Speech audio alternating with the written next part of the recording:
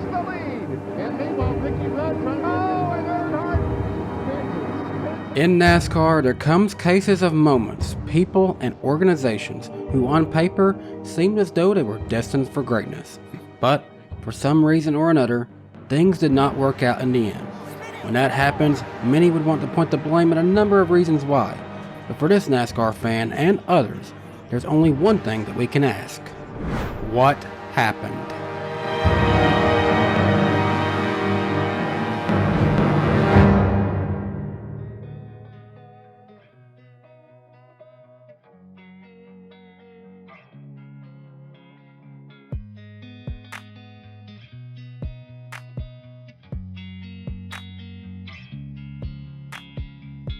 Kyle Busch is going through a lot of change right now.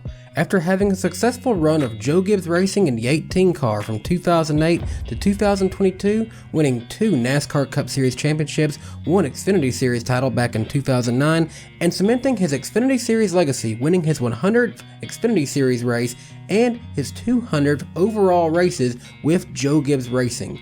He has now left to start a new legacy with Richard Childress Racing in the 8 car, becoming a key part of the Chevy Racing group of drivers. With this move, it not only added Kyle Busch to the list of Chevy drivers, but it also brings in a key asset to Chevrolet, Kyle Busch Motorsports. Today, this is a successful Craftsman Truck Series team that will now help develop future drivers for Chevrolet, but since its inception, it provided to be one of Toyota's flagship Truck Series development teams. Losing KBM will likely be a big blow to Toyota's overall success in NASCAR's top 3 series, but this video is not to ask what happened to the Truck Series team, as that is self-explanatory. It's still around, it's just Chevrolet now. However, there are some viewers of this channel, believe it or not, that are too young to know that at one point in time, KBM also had an Xfinity Series program. So with that being said, KBM's Xfinity Series team, what happened? KBM was founded in 2009 after Kyle Busch purchased the remaining assets of Express Motorsports from J.B. Scott, who was the father of former NASCAR driver Brian Scott. That purchase came at the end of 2009, and KBM also took in a large number of trucks from Roush Fenway Racing, who had shut down their Truck Series program following the 2009 season. KBM got on the right foot to start by hiring Rick Wren, Ron Hornaday's 2009 championship-winning crew chief, away from Kevin Harvick Incorporated to become the team's competition director. The team ran races in the 2010 Truck Series season, operating the majority of the time out of the former facility of Express Motorsports before opening up their $10 million facility in Mooresville, North Carolina at the end of 2010. With the new facility came the opportunity to compete in other avenues in NASCAR, and after the success of JGR's Nationwide Series program, Kyle Busch partnered with Nemco Motorsports in 2011 to field their first Nationwide Series race with Kimi Räikkönen behind the wheel of the 87 Perky Jerky Toyota Camry. This one-off start was joined alongside another start in the Truck Series for KBM's Truck Series program, and this of course would be Räikkönen's last NASCAR stint until Trackhouse Racing and Project 91 came to be in 2022. However, in 2012, KBM announced a more permanent role in the NASCAR Nationwide Series, and it came at a point where Kyle Busch was able to partner in a unique way with his brother Kurt Busch, who was in need of a new beginning. Kyle Busch announced a big move at that point when he left longtime energy drink sponsor NOS Energy for a competitor, Monster Energy, who had agreed to sponsor Kyle Busch's all-new number 54 Toyota Camry, with Kyle making 22 starts in 2012 and Kyle's brother Kurt for 11 races in 2012. This would be the first time Kyle Busch would make this switch, as he'd later be sponsored by NOS Energy again before leaving them both altogether when he and his wife Samantha started their own energy drink brand, Rowdy Energy. For Kurt Busch, however, this would help first introduce him to the Monster Energy brand, who would eventually become a key part of the rest of Kurt Busch's career. 2012 was all about stepping stones for Kurt Busch's redemption arc, however, and while he did win a Nationwide Series race with Phoenix Racing at Daytona in one of his 4 starts in the 1 car, things eventually ended there, resulting in Kurt Busch racing the 78 for Furniture Racing at the end of 2012. However, for the Nationwide Series, the majority of his races were ran in the 54 car, and the races his brother Kyle did not compete in. So let's start with Kurt Busch, as believe it or not, he's the only driver who ever won for KBM in the Xfinity Series. Kyle Busch would eventually win many races in the number 54 car, but they never came under his own flagship KBM branding. In the 7th race of the 2012 Nationwide Series season, Kurt Busch would pick up the win for KBM in just his second start with KBM. Kurt Busch would find himself in contention multiple times with the KBM 54 car, finishing second at Kentucky and third at Michigan and in the fall race at Richmond. As mentioned earlier, he also won a race for Phoenix Racing at Daytona as well. For a lot of people, oddly enough, that win may be more memorable than his one and only win for KBM in the Xfinity Series. Kurt and Kyle both ran very well driving the 54 car, but although Kyle got 3 pole awards, he never visited victory lane in the Xfinity Series in 2012 for KBM, but he did finish in the top 5 9 times with 14 total top 10 finishes. Kurt finished his 2012 KBM campaign with a victory for the team, as well as 8 top 10s, with 6 of those being top 5s. The lack of victory for Kyle Busch in the series was certainly a shock for many in and around NASCAR, Kyle Busch included, and so for 2013, KBM relinquished the number rights, Monster Energy sponsorship, and other details of the 54 car back to Joe Gibbs Racing for ownership, resulting in stronger result of Kyle Busch behind the wheel and a return to victory lane in 2013, while his brother Kurt pursued a full-time campaign with Furniture Row Racing in the Cup Series in 2013. Despite the move of the 54 car back to JGR in 2013, Kyle Busch Motorsports remained an ownership stable in the 2013 Nationwide Series season, with Parker Kligerman, a former development driver of Penske Racing, being tapped to drive the number 77 Toyota Camry for his first full-time season in the Nationwide Series.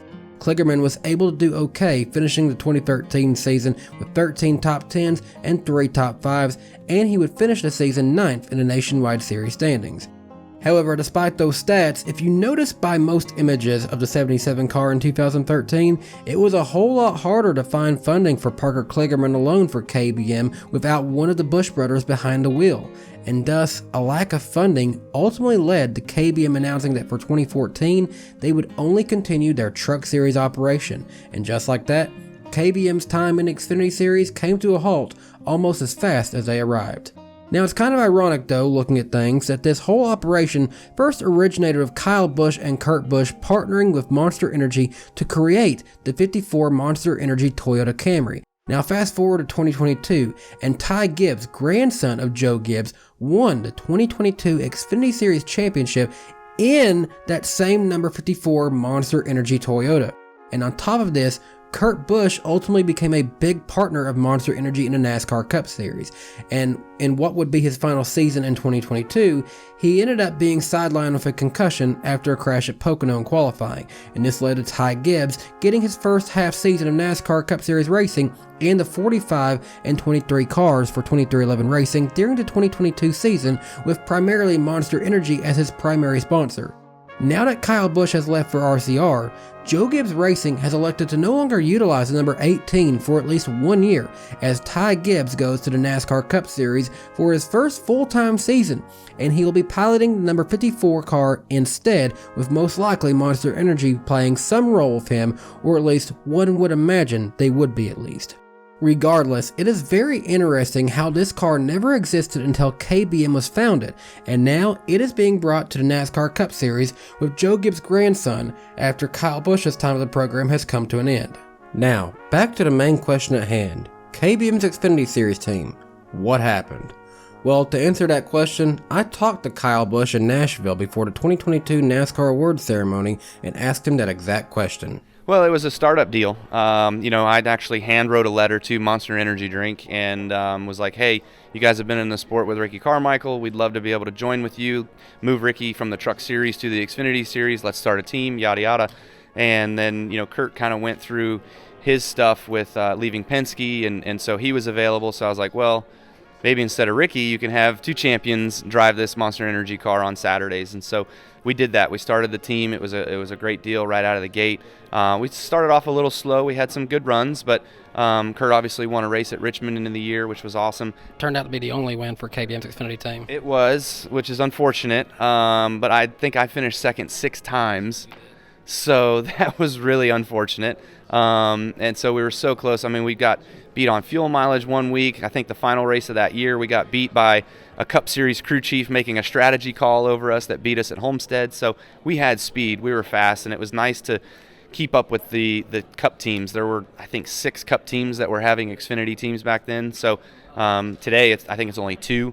But, talking to the Monster guys when we got close to that end of the season, they were like, hey, look, we want to win more. We want to be in victory lane more. How can we do that? What can we do? And I was like, if you guys just want an easy way out, the best thing to do is just go over to JGR and take the money over there and let's go race over there. So they were game for that, and we just moved it over there, and that's why it moved over there. And then we had Parker Kligerman come in for the second year of KBM, and they ran strong. They had some good runs.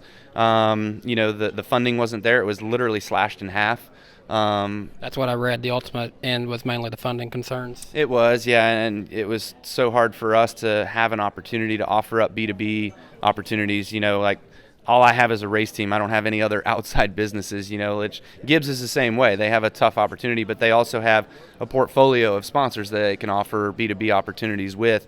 And some of the strongest ones that they've had over the years was with FedEx, being able to offer shipping rates to all the different companies that they have over there. So that was a huge tool that they had where we had none of that, And then we also had the roadblock of I couldn't have any competing sponsors, with Toyota or with JGR and that sort of stuff. So there's just a lot of circumstances that kind of were going against us, and it was an uphill battle, and it just made most sense to go get wins, to go get results, to move that over to JGR, and that's kind of how it went. Now, to summarize what Kyle said, things made sense at the start, but when success wasn't immediately there for Kyle Busch, who expects success from every move he makes, he chose to get out of the driver's seat himself for his team, advising Monster Energy that they would get more for what they were paying by taking the money to Joe Gibbs Racing, but that in turn made it harder to find funding for his own team. Look at Junior Motorsports. They've grown to be a powerhouse team, but part of the appeal for sponsoring that team always included Dale Earnhardt Jr. driving in multiple races in the early days of the program when they were still finding their footing, with his number of races eventually dwindling down as the team got better. But even today, in retirement, he races at least once a year, which is a large appeal to many of their partners. For KBM, they did not go that route. When it became just Parker Kligerman, that wasn't enough for them, and they knew it couldn't be enough, and it made more economical sense to stick to the NASCAR Truck Series. Could they have continued racing in the Xfinity Series? Potentially, but who knows if we could have seen the team come to the same successes we've known them to achieve in a Truck Series without dismissing the Xfinity Series program. It will be very interesting to see how KBM progresses as a Chevy team in 2023, and they are certainly a team that I want to keep my eye on next year as they transition into this new phase. The long-term plan eventually is for Kyle Busch's son Brexton to transition to racing in the Truck Series through the new Chevy alliance of KBM and RCR. But for now, all of that is just another chapter in the books of NASCAR history.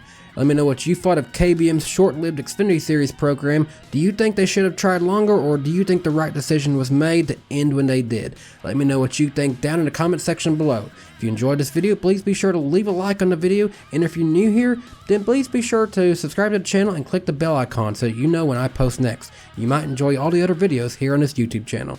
As always, I thank you so much for watching this video today, and until next time, I hope you have a great day.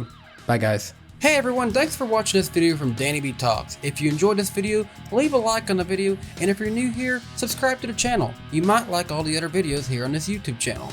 I talk about all things NASCAR, past, present, and future. Until next time, have a great day. Bye guys.